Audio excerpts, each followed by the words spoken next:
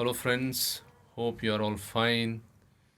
And I'm sure all of you are locked down inside because of this coronavirus. It has been nearly, or I would say more than 3 weeks since we had our classes. And I thought I would make some provisions for you to have these video classes in media and culture studies. I hope you are doing some reading. Maybe many of you are doing your research work sitting at home. Some of you also may be doing some other work in terms of your academics. So I thought we could continue our media and cultural studies discussions through these video programs. I'm trying this. This is the first video. Of course, you will get the related notes through your classmates. Today, I thought of discussing with you an interesting topic of Roland Barthes. You have heard of him, Roland Barthes. And the topic that I'm going to discuss with you is rhetoric of the image. Rhetoric of the image. Now, to tell a little bit about Roland Barthes, I'm sure all of you know who he is. He comes from France, and he lived from 1915 till 1980. He was the contemporary of other great philosophers and linguists and thinkers like Foucault and Derrida. They were all great minds from France. You would know Foucault's famous discussion is on discourse, whereas Derrida speaks about deconstructionism.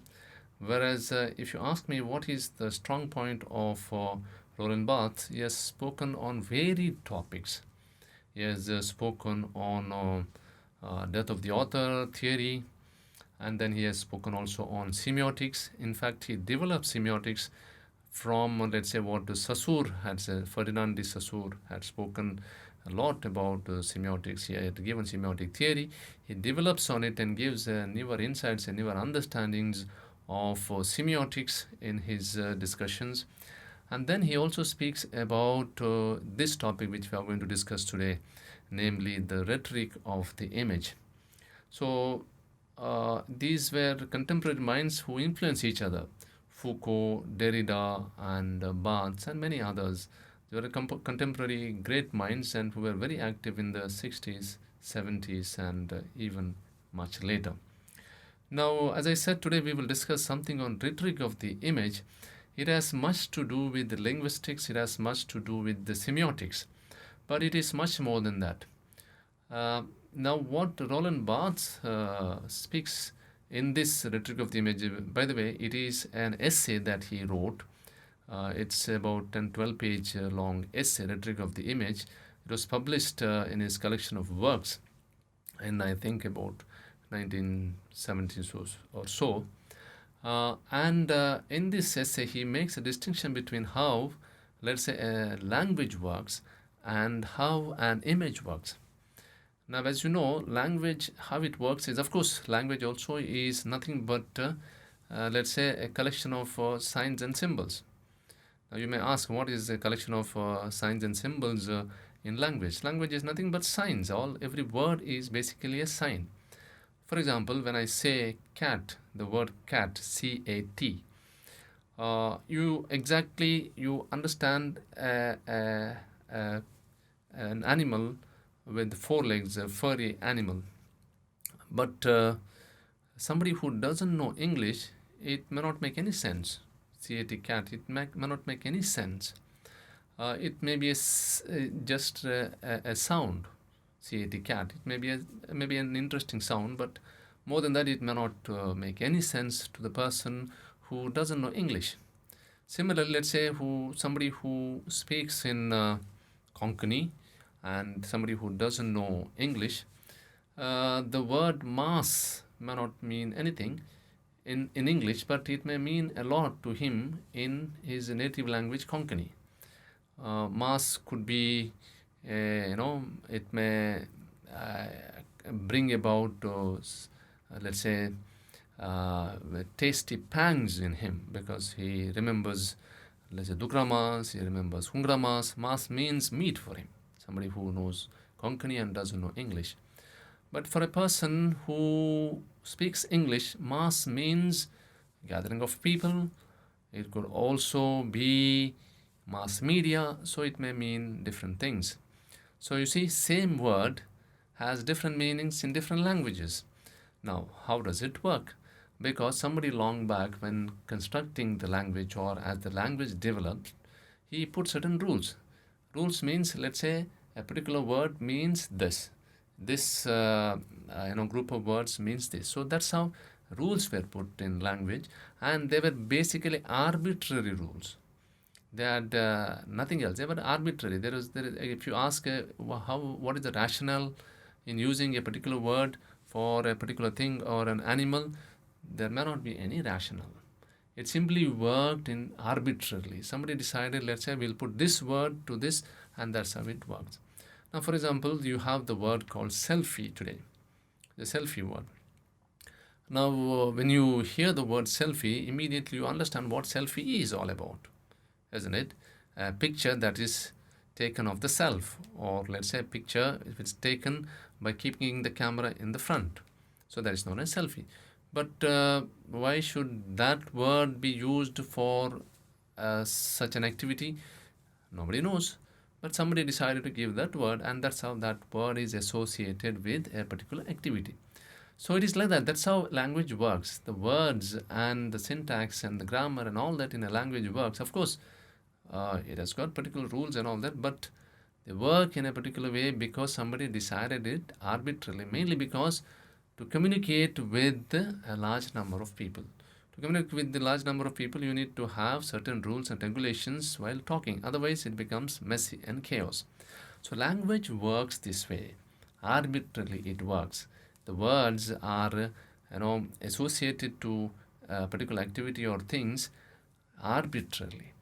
But when it comes to image, it is not arbitrary.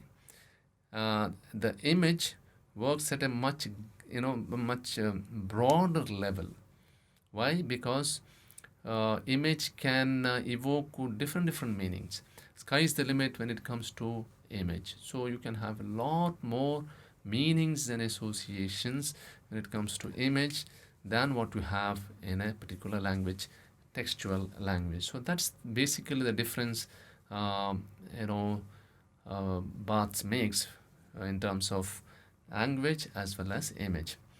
Now, I already made the distinction between language and image. Now, let's come to how, let's say, an image works.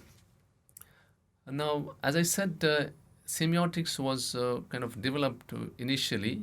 Different people have developed, but Ferdinand de Saussure is the one who gave a dynamic understanding to the whole concept of semiotics, the science of signs, semiotics means. So he spoke about signifier and signified. You see, signifier and signified. That means, let's say I have this phone here. Phone, isn't it? When I say phone, it signifies this, isn't it? This little instrument that I have, it signifies this when I say phone or mobile. So it is basically the word phone becomes a signifier to this little instrument, which is the signified, isn't it? That's how. So it is straightforward, signifier, signified. But this signifier, phone, may have meanings at two different levels. What are those two different levels? First, of course, these things you may know already. We have discussed these aspects in other contexts as well.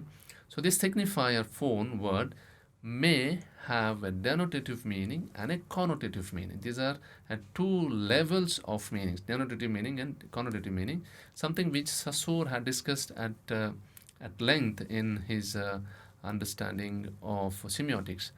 But Barthes, what he does is he takes up these themes and gives a dynamic, a little different levels of meanings to these denotative and connotative understandings. Now what he says is, of course, denotative is basically a dictionary meaning. That means straightforward meaning. Whereas connotative is interpretative and hidden meaning. Interpretative and hidden meaning. That means meaning at a much deeper level. That is connotation or connotative meaning. Now he uses these aspects to develop the concept of rhetoric of the image. So to understand rhetoric of the image, we need to understand what is denotative meaning and what is connotative meaning, signifier and signified, and signifier has these two levels of meanings. Now in his discussion on rhetoric of the image, he uses one Italian ad, something which you will see on your screen, Italian ad of pasta. So Italy is known for pasta. In fact, pasta is associated with the Italian. So this pasta is known as Panzani pasta.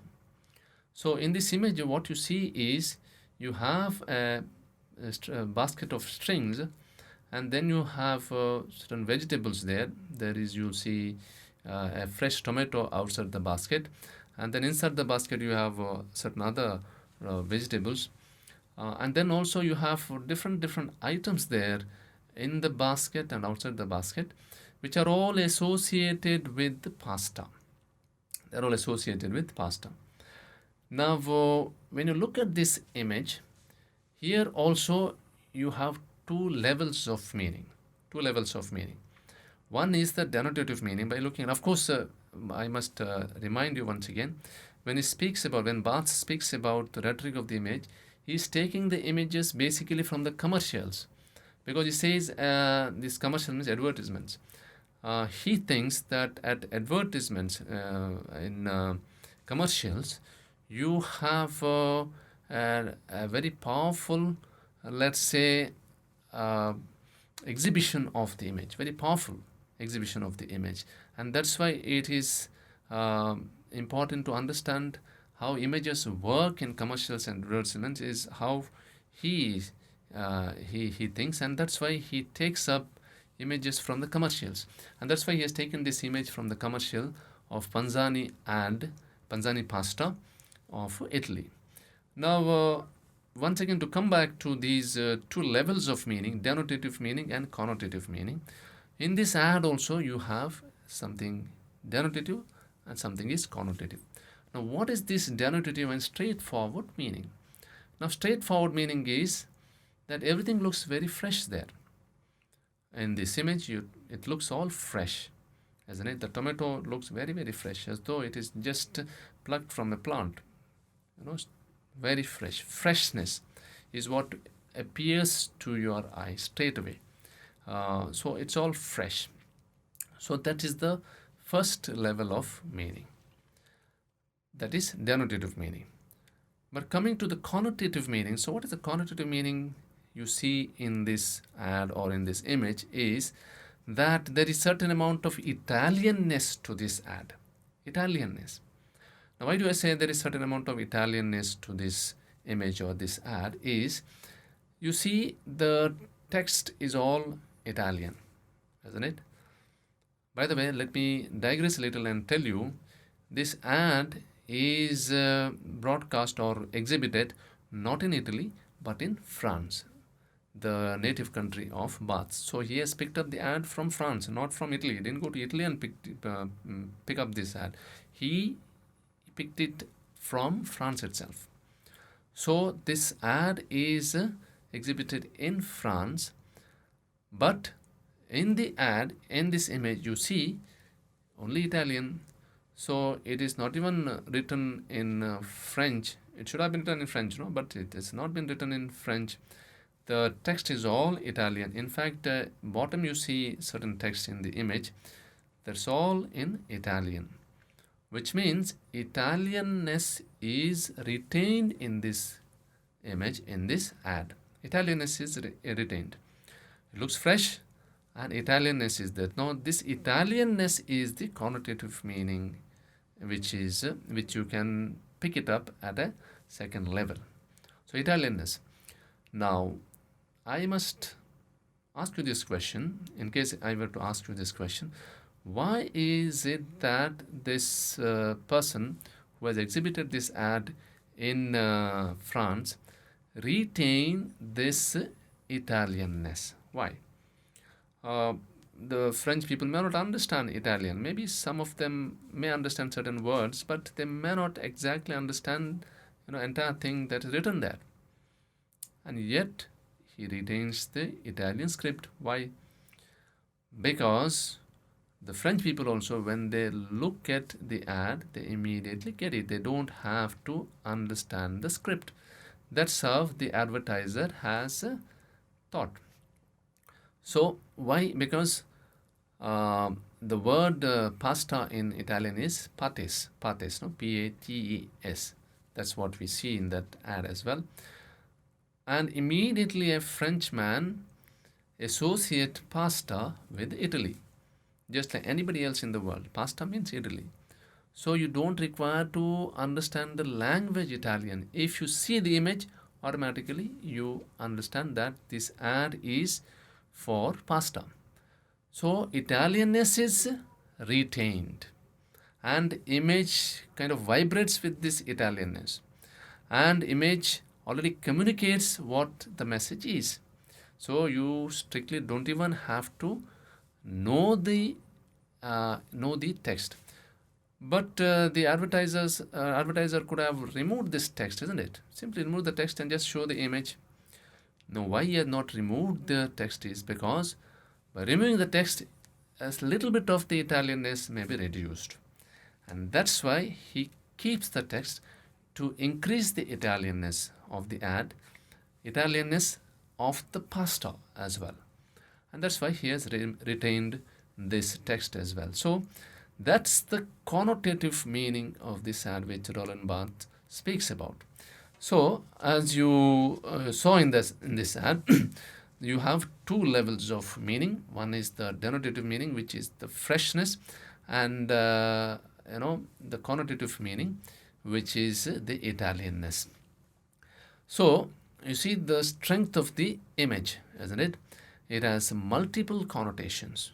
So somebody who looks that image, or for that matter any image, you can interpret the image at a different level, is what Barthes is trying to tell you by giving you the image of this Italian pasta.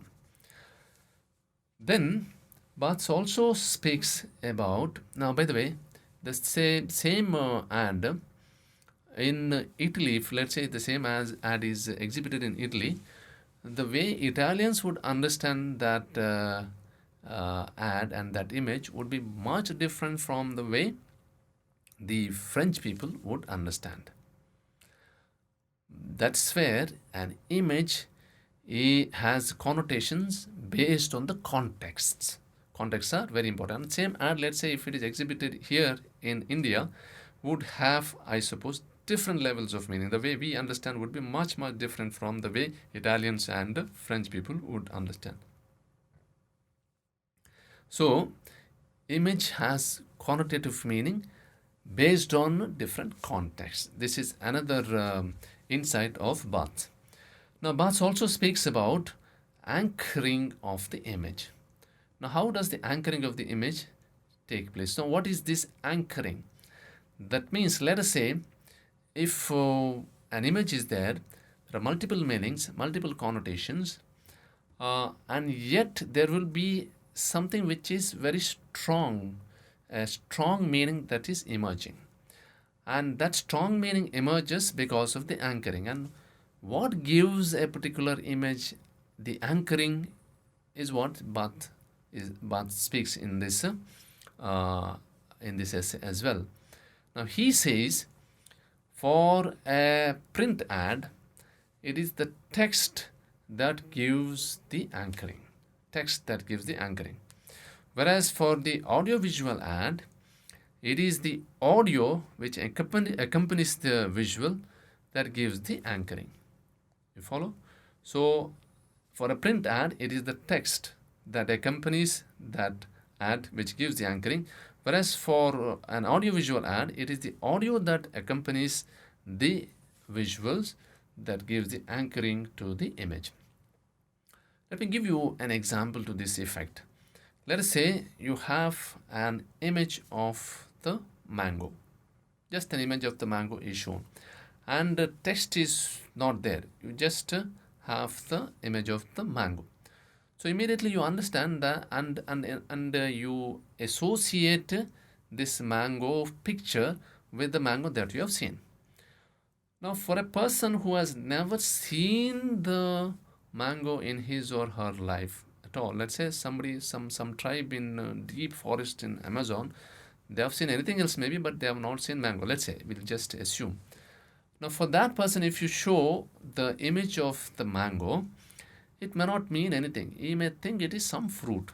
He may not know what fruit it is. It looks like some sort of fruit in Amazon forest. Perhaps he has seen some fruit or something similar. He may associate that fruit with the kind of fruits that he or she has seen in the Amazon forest. But for the person who has seen the image of the mango, it is very easy to associate the image of the mango with the fruit that he has seen. Correct? No? A juicy fruit. So, association happens because of experience. So, image and the mango, or image and anything else, you associate, and that's how you perceive. But let us say if you do not know which type of mango it is, so you have seen varieties of mangoes, you try to interpret by looking at the image what variety it is. Correct? No? What variety it is. So somebody may say it is Totapuri mango, somebody may say it is Alfonso mango, somebody may say it is ordinary mango. It goes on like that. So immediately when you see it, you are not just saying it is a mango, you are also trying to interpret what type of a mango it is, because you have got so much, let's say, experience of the mango. But for somebody who has seen only one variety of mango, maybe he will think this mango is that particular variety. Correct? No? So the interpretations and the connotations of an image are also connected to the experience that people have. Let me give another example. Let us say a child which is just growing up, maybe 2 years, 3 years, and not yet learned the language. You show the child, or you tell the child cat, the child may not understand what the cat is. But you show, let's say, an image of the cat, immediately its face may be brightening up, because it associates that image with the cat she has played with or seen at home. You get the point, no? So image automatically, kind of connects you to the experience that you have in the day-to-day life. Which language may not. The child may not know what cat is, CAT, what that word means, it may not know. But through the image, it is able to understand what the cat is. So why? Because it has got the experience of the cat, and it associates this image with the real cat that the child has seen. So anchoring happens because of the text or the audio.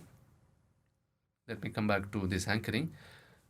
Now, when you say, let's say to that in that image of the mango, if you put Alfonso mango, immediately that connotation becomes very strong, and you kind of, without your awareness, associate that mango with Alfonso mango. Why? Because that let's say text is put there, Alfonso mango. So anchoring happens. The same thing with regard to, let us say, the audiovisual. You may have an audiovisual, let's say, without any visual, without any audio. You will understand this totally differently, because sky is the limit. You may understand in many different ways. But as soon as you put an audio there, anchoring happens. Why anchoring happens? Because audio is telling you to think in a particular manner, particular direction. Okay, that's what anchoring is. So Roland Barthes speaks about anchoring also. Then he also says rhetoric of the image has to do with some of meanings yielded by signs which compose the code and are in the image with ideology grouping together for a coherence utterance. Seems a little dense and complex. Let me make meaning of what he's trying to say, and let me repeat. So, rhetoric of the image has to do with the sum of meanings yielded by signs which compose the code and are in the image with ideology grouping together for a coherent utterance. So, each image, visual or let's say print, audiovisual or print image, has got, let us say, certain utterance. That means it speaks to itself, speaks by itself. And then what does it speak? Different codes. So visual images have got strong codes within. And those codes are communicated to you through different connotative meanings. And that's why you see commercials and advertisements are being broadcast or printed repeat a number of times, many number of times. Why? Until, let's say, persons get the codes in the images or the visuals, no, they are repeated, and that's a psychology of how, let's say, commercials work. They work repeatedly because the codes have to be communicated, and at one, let's say, appearance or two appearances, you may not be able to get the right codes that this image is trying to communicate, and that's why they are repeated. So constantly there are codes in every image, and those codes have to be communicated, and this communication happens through multiple utterances, at multiple levels, at multiple repetitions. You try to communicate these codes, and that's how commercials and advertisements work. And Roland Barthes also says, in terms of images, you see, the natural reality that you see, that natural reality means anything that you see outside. You go to the mountain, you see trees, and you go to the campus, you see beautiful surroundings and the meadows and everything that you see, flowers and fruits and so on and so forth. You see many things than in the natural reality. The natural reality does not have any codes. That's something interesting, he says, which means when you see, look at the person, let's say when you look at a cat, and when you look at a dog, or look at animals, other animals, look at human beings, or look at trees and fruits and so on, they don't have any codes in them, kind of hidden. No. They speak, just like that they speak, or they try to communicate something to you. That's it. There are no codes there. When you look at it, it appears very naturally. But the moment you click a picture of that reality, then whether you like it or not, whether it has been intended or not by the photographer or by the artist when it comes to painting, codes are automatically embedded in there. Codes automatically are kind of hidden there. The codes automatically are put in the image. So the image has got codes, whereas natural reality does not have codes, so it is not coded. So the image and the natural reality, if I have to say, what is natural reality? Natural reality is realistic, of course, and natural reality is not kind of constructed or something like that. The question here that the Barthes tries to raise is, do visuals represent reality, or do they construct reality? Do they represent reality, or do they construct reality? Okay, let me explain this, or let me make this a little more clear. Let's say when you click an image, is it constructing a reality, constructing the reality as it is, or reconstructing the reality as it is, or the image is just representing the reality? The answer seems to be, at least Roland Barthes would say, the image or the visuals can never construct or reconstruct the reality, especially the natural reality. If you want to experience the natural reality, you have to go and see it for yourself and get multiple meaning in case you want. In fact, Roland Barthes would say in the natural reality there are no multiple meanings. You have to go and get the meanings as they appear to you, isn't it? But in the image there can be multiple meanings. So images, visual images, only represent reality. They do not construct or reconstruct reality. And of course, when they represent reality, automatically codes are hidden there. Why do codes come and how do codes come? It depends on the photographer or the artist, what he wants to represent or what she wants to represent.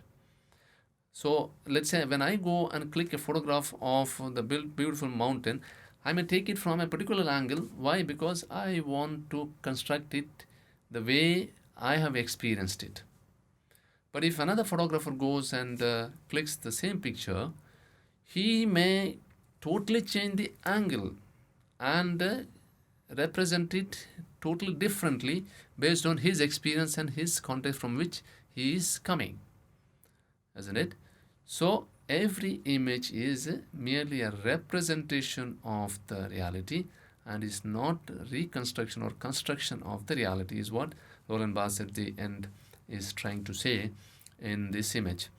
So to summarize what Roland Barthes is saying in this essay called Rhetoric of the Image, images have got multiple meanings, and one can understand the image the way he or she wants because there are multiple connotations there. But when you have anchoring of the image through text and audio, a dominant meaning, dominant connotative meaning emerges, it becomes strong. Whereas if there is no anchoring through text or audio, sky is the limit. You can understand the image the way you want. You can have multiple meanings or dominant meaning the way you want without the anchoring. And then images, whether you like it or not, have got codes because they are not construction of reality or reconstruction of reality. They are basically representation of reality. While the natural reality does not have codes, the constructed reality, or rather not constructed reality, rather the representational reality, which is the images, have got codes, and these codes are picked up based on your experience, your context, and also according to your intelligence. So friends, this is what Rhetoric of the Images have tried to clarify certain concepts that Roland Barthes is giving in this essay. You will also get some notes prepared by your classmates, which we will be circulating, and hope you will do further reading on Rhetoric of the Image. In fact, his essay is available on net. You could download, or I could also circulate among you. It is dense, yes, and yet you have so much to learn about the image and its hidden meanings through the concept of the Rhetoric of the Image that Roland Barthes is giving. So happy reading, and hope to meet you in another video. Thank you.